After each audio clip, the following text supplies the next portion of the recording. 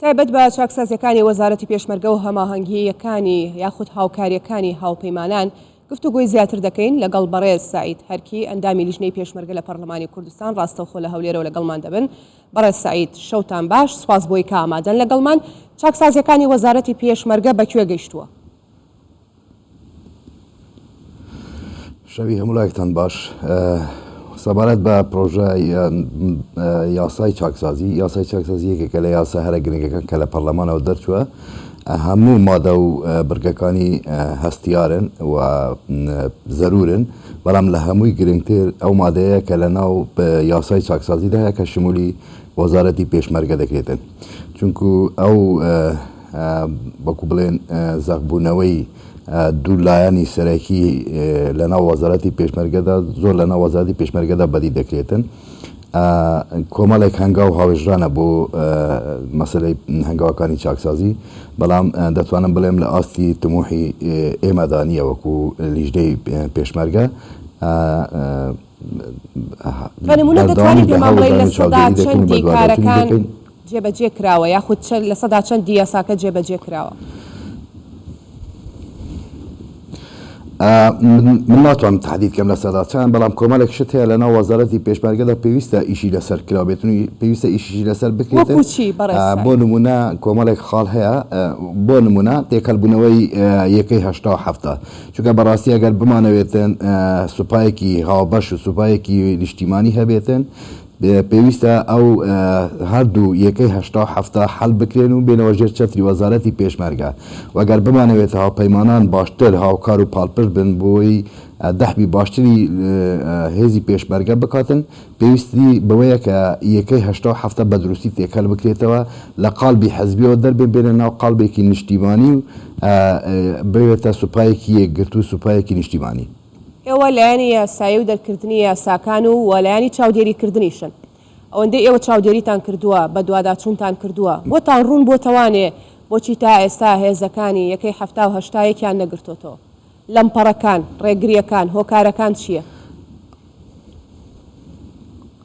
ئێمە هەوڵەکانی هەردوو لایەن بەڕاستی هەم هەردوو ئەوە ناکەین، بەڵام لە ئاسی تموحدا نییە. بۆ نمونە شت کرایە هەنگاوی باش ئاوێژرایە تێکەلبوونەوەی کۆمەڵێک لیوایە، ئەو لیوانەی کە ئێستا پێدرێن لیوای هاوبەش لە ناو وەزارەتی پێشمەرگەدا نزیکەی 20 لیوایە کە ئەوانە لە یەکەی هەشتا و هەفتەوە هاتوونە، بەڵام باشتر وایە ئەو لیوانە پێی نەڵێن لیوای هاوبەش، پێ بڵێن لیوایە کە سەر بە وەزارەتی پێشمەرگەیە و ئەو لیوانە بە وەکو ئیدارەی کۆنلێنەیە 50 بە 50 بێتن، بە لیواکان لیوای یەکگرتوو بن، لیوایەک بێت کە بۆ نمونە فەرقی پێ نەکرێت ئەمە لە یەکەی هەشتا هاتووە لە یەکەی هەفتە هاتیە، بۆی سوپایەکی یەکگرتوو بێتن. و کۆمەڵێک شت کرایە، من ناڵێم بۆ نمونە لە مەزاری خانانشیدا لە وەزارەتی خودی وەزارەتی پێشمەرگە شتێکی باش کرایە، سەرجام فایلەکان گوازراویتەوە سەر خانەنشینی گشتیدا، بەڵام ئەشکالەکەی بۆ نمونە ئێستا خانەنشینی یەکەی هەشتا و هەفتە هاتاکو ئێستاکە نەچوویتەوە سەر خانەنشینی گشتی، و یەکەی حسابی یەکەی هەشتا و هەفتە ئێستا نەگەڕێتەوە سەر ببێتە یەکەی حسابی لەژێر چەتری وەزارەتی پێشمەرگەدا بێتن و یەکەی حسابی وەزارەتی پێشمەرگە تەسەڕوف بکات و بکەوێتە ژێر چاودێری ڕێقابەت مالی کوردستاندا. ئەنی ئەمانە بەڕاستی هەنگاو پێویستە هەنگاوی جدی باوەژێت. کەواتە ئێوە وەکو پەرلەمانی کوردستان چ داواکاریەکتان لە وەزارەتی پێشمەرگە کردووە یاخود چ داواکاریەکتان هەیە گەر نەتان کردووە؟ ئێمە بە دۆداچوونی خۆمان کردیە. من دەڵێم ئۆباڵەکە لە ئەستۆی وەزارەتی پێشمەرگە نییە، حەقا ئەم بۆ ڕای گشتیش ڕابگەێنین. یەکگرنەوەی یەکەی هەشتا و هەفتە لە دەسەڵاتی وەزارەتی پێشمەرگەدا نییە، پێویستی بە ئیرادەیەکی سیاسی هەیە، پێویستی بە ئیتفاقێکی استراتیژی هەیە لە نێوان لایەنە سیاسیەکانی پێکهێنەری حکوومەتی هەرێمی کوردستان کە پارتی و یەکێتینە، پێویستە هەردوو لا ئیرادەی سیاسیان هەبێتن بۆ ئەوەی بە دروستی ئیتفاق بکرێتن ئەم یەکەی هەشتا و هەفتە نەمینێتن، و ئەو کاتی کە بە دروستی تێکەڵیش بوون من دڵنیام هاوپەیمانان دەحمێکی باشتری هێزی پێشمەرگە دەکات. یەکێتی و پارتی تا چەند گوێ لە پەرلەمانی کوردستان دەگرن؟ لەسەر ئەو پرسەمە بەسمە. هەردوولا خەلکی خوان ئەندامی پەرلەمانن وەگوێ لە ئەنە پەرلەمانەکانی خۆ فراکسیۆنەکانی خوان دەگرن و ڕنگ لەوانەیە ئێمە وەکو فراکسیۆنی پارتی ڕێی خۆماندا بێتن و ڕەنگە برادرانی یەکێتیش ڕێی خۆیاندا بیتە قیادەی خوان بەڵام گرنگ ئەوەیە دەبێت هەردوولا ئیرادەی سیاسی هەبێت. باش بەڕێز سەعید ئەم یەک نەگرتنەوەی یەکەی 1970 لە وەزارەتی پێشمەرگە چ کاریگەریەکی دەبێت لەسەر هاوکاریەکانی هاوپەیمانان بۆ وەزارەتە؟ بەتاکیل کاریگەری دەبێتن لەبەرەوەی هاوپەیمانان کە لێرە نین دەحمی حەزبی بکەن لێران دەحمێکی نیشتیمانی بکەن دەحمی سوپایك بکەن کە سوپایەکی موحد بێتن سوپایك بێت لەژێر چەتری وەزارەتی پێشمەرگە و حکوومەتی هەرێمی کوردستاندا بێتن دەحمی هێزێکی ئەوە دەکرێتن کە تەوجیه لە یەک شوێن وەرگیت ئەویش کە وەزارەتی پێشمەرگەیە واگەر ئەوانە بە جددی یەکتر بگرن بە تەئکید دەحم و هاوکاری پاڵپشتی هاوپەیمانان بۆ هێزی پێشمەرگە ڕۆژ بە ڕۆژ لە زیادبووندا دەبێت. ئێستا مەترسی لەسەر هاوکاریەکان هەیە بە کورتی وەڵامم بەرەوە سوپاس دەکەم بۆی دوایین پرسیارە لێ بکەم.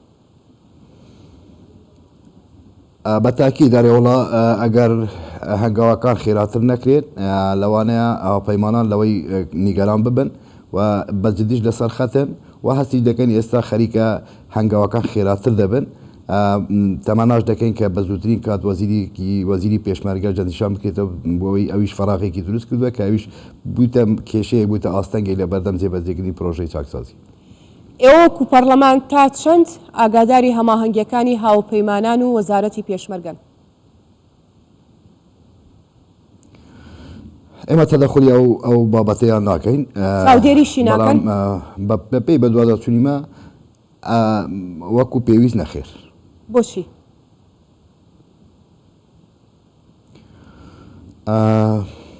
وڵای ئێمە داوامان کردووە و بەر کتابی ڕسمیش لە لیژنەی پێشمەرگە داوامە لە سەرۆکایەتی پەرلەمانکە کە دەمانەوەی لەگەڵ هاوپەیمانان و وەزارەتی پێشمەرگەدا بنیشین بەڵام وەڵامی ئێمە نەرێنی بووە.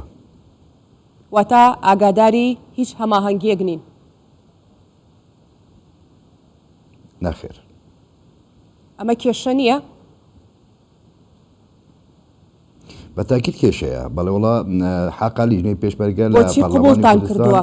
ئاگاداری ورد و درشتەکان بێتن قبولمان نەکردیەوە گلەیشمان کردیە و ناڕازیبوونی خۆشمان دەربڕیوە و بە دوواداچوون و هەنگاوەکانمان بەردەوامە ئێمە هەماهەنگیەکی دروستمان لەگەڵ وەزارەتی پێشمەرگە و حتا لەگە سەرۆکایەتی هەرێم و باکمێ کە جەنابی سەرۆکی هەرێم سوپاسساڵاری ئەوە فەرماندەی هێزی چەکداریە لە هەرێمی کوردستان هەماهەنگیەکی دروستمان هەیە لەگەڵ هەردوولانی معنی بەڵام لەگەڵ ئەوەی ئێمە بەڕاستی ئاگادارنین لە مەسلەی هاوکاری و دەحم و پاڵپشتی هاوپەیمانان بۆ هێزی پێشمەرگە و داواشمان کردیە بەڵام دیسان دەڵێم وەڵامەکەی ئێمە لەلایەن ئەنجومەنی وەزیرانەوە نەرێنی بووە.